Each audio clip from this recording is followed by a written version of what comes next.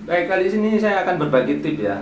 Kalau kawan-kawan ingin beli pompa pompa sumur dangkal ya, yang pakai tabung seperti ini, saya sih lebih cenderung menyukai yang tabungnya di atas, kawan-kawan. Nah, kenapa tabung di atas lebih baik menurut saya ya? Jadi gini, kalau kawan-kawan udah pernah lihat video saya sebelumnya tentang mengatasi pompa cetak-cetok ya, ada kemungkinan suatu saat tabung ini balon di dalamnya itu udah bocor ya.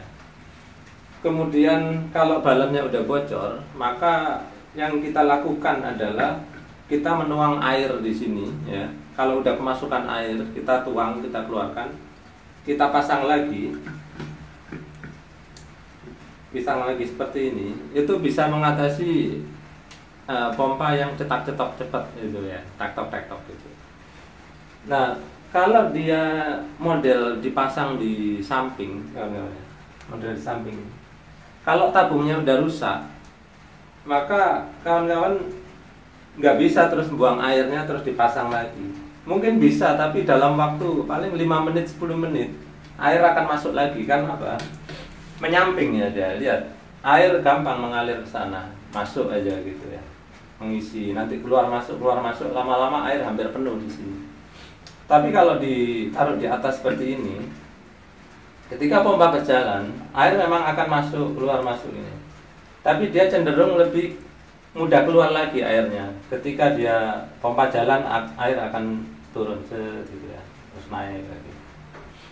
Sedangkan kalau di samping sini, kalau udah masuk ya, udara akan terbawa keluar, sehingga nanti ketika pompa berhenti, air cenderung hampir memenuhi sini.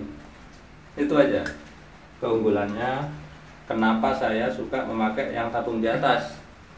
Nah, kalau kawan-kawan misalkan sudah terlanjur tabungnya di samping kayak gini, terus tabungnya bermasalah ya, udah bocor balonnya, maka kawan-kawan harus beli yang baru gitu, model baru seperti ini, terus dipasangkan. Ingat ya, beli yang ada tekanannya, kawan-kawan. Ciri-cirinya biasanya dia ditulis di sini, itu ada tekanan. Kalau kawan-kawan mungkin ada yang tanya, kalau tabung yang plastik bagaimana, Pak? Tabung plastik biasanya nggak ada tekanannya ya, kawan-kawan. Dia prinsipnya mirip seperti ini tadi ya. Kalau dipasang di atas bisa, tapi kalau mau dipasang di samping nggak bisa. Jadi kalau mau dipasang di samping nggak ada pilihan lain, harus beli tabung yang semacam ini. Ya mereknya nggak harus sama dengan ini ya, boleh merek-merek lain, yang penting bertekanan ya, ada balonnya di dalam. Ciri-cirinya apa kalau ada balonnya? Kawan-kawan perhatikan, nih ambil kayu ya, yang bisa masuk ke lubang sini, tes ya. Oh, kayak gini. Ini dangkal aja, berhenti ya. Empuk ya, empuk. Karena apa? Dia ada balon di dalam ya, kawan. Balonnya memenuhi sini, mengembang penuh di dalam tangki ini, sehingga dia ditusuk-tusuk nggak apa-apa ya. Jangan pakai benda tajam ya. Kalau ditusuk pakai benda tajam nanti pecah balonnya gitu. Nah, sedangkan yang sudah rusak, saya bilang kalau kita tusuk plong ya, lihat tuh masuk semua kayu saya ini. Nah, seperti itu. Nah, kemudian ini saya nggak ingin menjelekkan satu merek ya, kawan.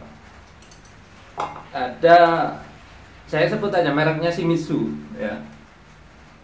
Tabungnya itu saya lihat semuanya di samping kayak gini, yang pompa sumur dangkal itu. Entah saya mungkin ada yang terlewat, mungkin ada yang berdiri, saya nggak tahu. Tapi saya lihat di websitenya itu semuanya di samping situ, yang otomatis ya. Kemudian kelemahannya Shimizu satu lagi, tabungnya dia itu tidak bertekanan. Nah, ini saya duga ya, saya nggak tahu kenapa, mungkin ada cacat produksi atau apa. Ini saya melihat dari videonya ini ya, Mas Halim ya. Kawan-kawan lihat ada Halim Shop ya, channel Halim Shop. Ini saya tuliskan channelnya sini. Nah, dia pernah membeli pompa Shimizu baru ya. Tangkinya itu masih baru, udah dites itu udah plong kayak gini.